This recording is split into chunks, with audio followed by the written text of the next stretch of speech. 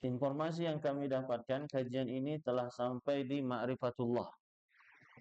Pembahasan mengenal Allah Subhanahu wa taala. Benar enggak nih, Pak? Sampai di ma'rifatullah. Yaitu adalah bagaimana mengenal Allah Subhanahu wa taala. Dan ini adalah usul yang pertama. Ya, usul yang pertama. Dan ini juga menjadi pertanyaan yang pertama yang akan ditanyakan oleh malaikat kelak adalah man rabbuka. Dan jawaban yang ringan diucapkan oleh manusia hari ini ketika di dunia, maka sungguh ketika dalam kubur itu tidak ada jaminannya, kecuali keimanan dan ketakwaannya lah yang akan membantunya. Sehingga jawaban man rabbuka, rabbi Allah dan seterusnya itu adalah jawaban yang tidak bisa dimodali dengan hafalan. Tetapi lebih daripada itu harus ada aplikasi dalam kehidupan seseorang. Sebagaimana Allah menyanggah keimanannya orang-orang dahulu. Qalatil a'rabu amanna, kemudian kata Allah, wala kullam yu'minu. Wahai Muhammad, kullam tu'minu walakin qulu aslamna. Katakan kepada mereka, mereka itu belum beriman. Mereka itu baru muslim karena sejatinya keimanan itu ternyata belum masuk dalam diri mereka. Apa di antara cacatnya imannya seseorang atau imannya orang-orang dahulu yang Allah sanggah dalam ayat ini? Di antaranya adalah rusaknya ma'rifatullah mereka. Mereka tidak mengenal Allah dalam cara atau dengan thariqah yang benar. Sehingga kenapa dalam banyak ayat kita mendapatkan orang musyrikin itu, Pak, mereka juga meyakini bahwa yang menurunkan hujan itu adalah Allah. Yang menjadikan malam dan siang itu juga Allah. Ayat itu jelas dan tidak ada yang mampu membantahnya. Bahwa ketika Allah mengatakan wala in sa'altahum, jika engkau wahai Muhammad bertanya kepada orang-orang yang musyrik itu, wala in sa'altahum man khalaqas samawati wal ardh, bahkan dalam ayat wa may yudabbirul amr, siapa yang membolak-balikkan perkara di dunia ini, siapa yang mengatur semua ini, tiba-tiba cuacanya hujan, tiba-tiba panas, tiba-tiba ada angin, tiba-tiba dari siang timbul ke gelap, gelap menjadi siang.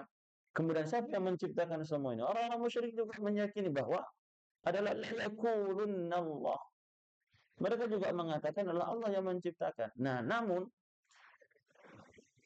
fatalnya adalah orang-orang musyrikin, ketidaktahuan mereka, ketidaksempurnaan mereka dalam mengenal Allah, akhirnya juga menjadikan mereka dalam kondisi yang terlaknat. Itulah yang sering disampaikan Allah dalam surah Al-Bayyinah. Innal ladzina kafaru min ahlil kitabi wal musyrikina fi nari jahannam. Tidak tanggung-tanggung. Kenapa Allah mengatakan min ahlil kitab? Karena sejatinya perkara agama ini sudah banyak disinggung pada agama-agama sebelumnya, termasuk orang-orang ahli kitab wal musyrikin. Namun ternyata itu tidak menjadikan mereka beriman kepada risalah yang dibawa oleh Nabi kita sallallahu alaihi wasallam. Yang alasannya cuma satu. Alasannya apa? Ketika diperintahkan dalam surah Al-Baqarah, alasannya, jawabannya yang Allah abadikan dalam Al-Quran, wa idza qila lahum ittabi'u ma anzalallahu qalu bal nattabi'u ma alfaina abauna. Ketika mereka disuruh, alasan mereka, enggak, kami enggak percaya kepada Muhammad. Yang kami percayakan adalah nenek moyang kami dahulu. Mereka begini cara beragamanya, yaitu mereka menyembah Al-Lata wal-Uzza. Nah, itulah diantara kesalahan orang-orang musyrik. Tapi di sisi lain mereka mempercayai bahwa yang menciptakan semuanya itu adalah Allah. Maka ketika terjadi dialog, jawaban mereka apa? Kenapa kalian menyembah Al-Lata wal-Uzza? Liyuqarribuna ila Allah, kata Al-Quran. Ini cuma sebagai perantara saja. Ini sebagai perantara untuk mendekatkan kita kepada Allah. Mereka berdalil enggak? Berdalil. Apa dalilnya? Itulah dalam Al-Quran. Ya ayyuhalladzina amanu ittaqullah wabtagu ilaihil wasilah. Carilah perantara-perantara. Nah, di sini akidah itu mulai banyak dirontokkan. Di sini akidah itu mulai banyak terjadi penyimpangan.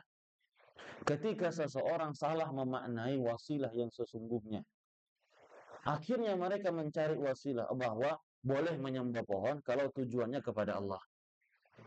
Nah, pertanyaannya adalah contoh seperti apa, nas seperti apa yang sampai kepada kita bahwa ada yang membenarkan untuk mengenal Allah dengan cara seperti ini. Padahal tidak ada nas, tidak ada contoh, tidak ada athar, bahkan tidak ada qiyas yang dijadikan sumber dalam beragama untuk membenarkan ini semua. Maka itulah yang terjadi kepada orang musyrik, orang-orang kufar, yang dimana juga mereka meyakini Allah sebagai pencipta, namun ketika mereka harus menerima konsekuensi dari mempercayai bahwa Allah yang mencipta, bentuk konsekuensinya adalah dia juga yang harus disembah, mereka tidak sepakat dalam hal ini. Akhirnya mereka memilih jalan, kami ingin mencari jalan yang lain, berupa Al-Lat wal Uzza. Mereka ingin menyembah yang lain dengan tujuan liyuqarribuna ilallah, agar bisa mendekatkan kami kepada Allah. Itulah yang hari ini banyak terjadi jamaah sekalian.